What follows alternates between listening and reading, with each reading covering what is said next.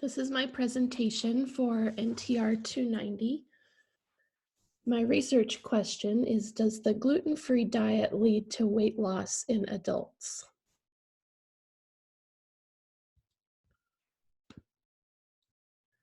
So recently there's been a big increase in gluten-free foods, and with that, obviously a lot of people going on the diet. So this image just shows even back in like 2011 and 2013, there was a massive increase in gluten-free foods and beverages, and that was in response to the market need for that. So it's interesting that the largest category of that was breads, cookies, and snacks. When people are going on a gluten-free so-called diet.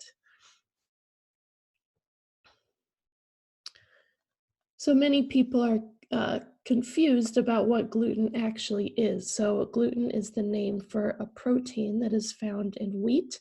It actually helps food to maintain its shape, kind of acts as a glue of sorts.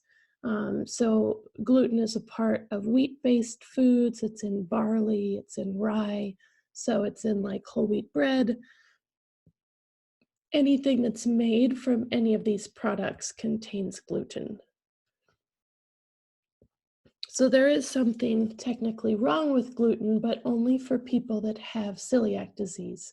So celiac disease is an autoimmune disease that actually affects the gut lining of the small intestine. So you can kind of see in that image there what like the villi look like in a healthy intestine versus what it looks like during celiac disease.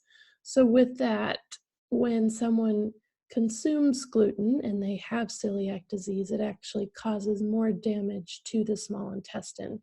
So those with celiac disease have to avoid gluten entirely, but everyone else in the world that does not have gluten, does not have celiac disease, shouldn't see any issues with gluten.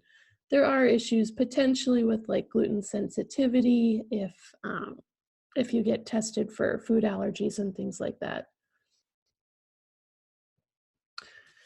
So when people started going on this gluten-free diet, they started to see weight loss, but a lot of the reasons for that is because they started to remove foods like chips, cookies, breads, pastries, cereals, candy, all those good things. So of course, when you remove foods like that from your diet, you would most likely start to see some changes in your weight. So that with that though, that's where the big diet became so popular. So this thesis statement for this research presentation is that adults that consume a gluten-free diet will experience short-term weight loss, but also see a decrease in nutrient intake, particularly fiber, and no significant changes in gut health when the diet is consumed for 4 weeks or more.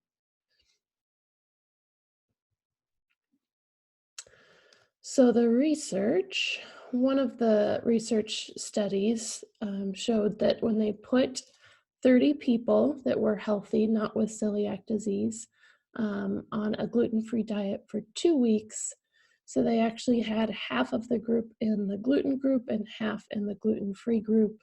They looked at the gut health in both groups. And at the end of the 2 weeks, there was actually no significant difference in gut health. So they're like, if people are thinking that they're consuming gluten to increase their gut health or consuming a gluten-free diet, then they're not going to see any positive changes. This study was similar because ultimately they looked at fiber intake, and fiber intake also can influence overall gut health and the microbiota that are in your gut. So this one was just a cross-sectional study, so they just did it at one point in time on people that had been on a gluten-free diet for at least a year. The participants did a 3-day diet record, and diet records in those that were gluten-free showed a significant decrease in fiber intake. So ideally, men and women, well, women should consume 21 to 25 grams per day for fiber, men is 30 to 38. and the people in this study consumed less than 10 grams per day, which is really a small amount. So this lack of fiber could have really long-lasting effects on the overall health. So at this point in the presentation, you will then review the remaining studies. So you'll see that I just reviewed my first study and my second study, and then I'll connect those to my remaining studies, 3, 4, 5, and 6, and I'll have a slide on each of those. Then I'll move into my conclusion. So ultimately, what should a person do? This is always the big question. People always ask about this. So overall, the research showed that there was a lack of positive changes in gut health. If anything, a few studies actually saw some negative changes because of the decreased nutrient intake. So the decreased nutrient intake, particularly with fiber, as well as some of the other vitamins and minerals that are in grain-based products, really goes down. And while a lot of the studies did show some short-term weight loss, it the studies were 4 weeks at max. So after that, typically, if people went back to eating the way that they normally would, then there would be that weight gain after that. So the best solution with this is, while the gluten-free diet may lead to short-term weight loss in otherwise healthy people, the negative effects seem to outweigh the positive effects. So just like any diet, someone typically, if they change the way that they eat, usually the body will change with that. So someone would lose weight, then they go off the diet, they gain it back, then they go back on the diet, they lose weight. So overall, it's really not healthy for the body to do all this yo-yo back and forth. So in the research, there's typically not a lot in quote unquote like healthy people, which are the majority of those that are going on the diet. So there's people of healthy weights that there should be a little more research on. There is some research in overweight and obese, as well as people with digestional issues in the research, but healthy people would be interesting. There is a lot more research lately on like gut and intestinal health, and how that affects like the brain and other parts of the body. So that would be interesting. And every study that's out there seems to also decrease the caloric intake whenever they put someone on these different types of diets. So ultimately, someone will see weight loss.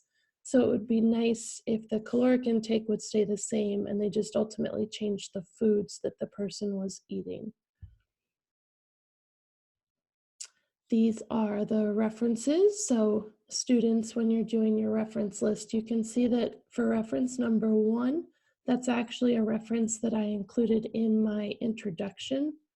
So ultimately, I'm going to need 7 resources, because then once I got into the body, then I started to get into my research articles. So that's 2, 3.